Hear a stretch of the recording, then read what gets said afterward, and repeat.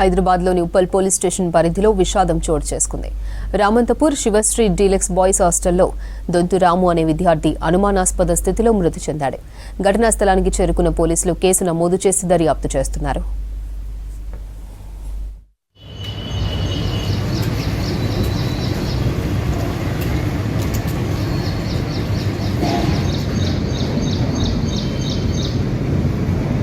Hostel ఒక అబ్బాయి 3 రోజుల కింద జాయిన్ అయ్యాడు.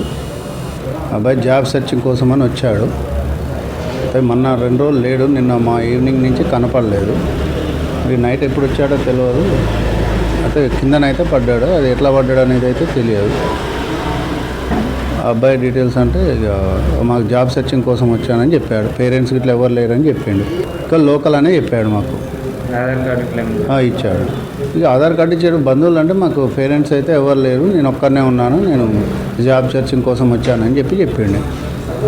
అదే చెప్పిండు ఆయన వచ్చింది కూడా 7వ తారీఖు ఈవినింగ్ వచ్చాడు. అట్లా 3 days ఉన్నాడు. అంతే. కొంచెం డల్గా అయితే ఉన్నాడు, కొంచెం నర్వస్గా ఉన్నాడు. రూమ్మేట్తో కూడా పెద్దగా ఏం మాట్లాడలేదంట. నిన్న ఒక్కరోజే మాట్లాడారు.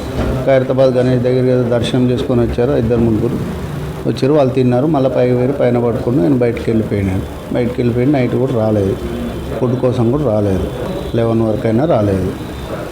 ఈ టైంకి వచ్చింది అనేది తెలియదు.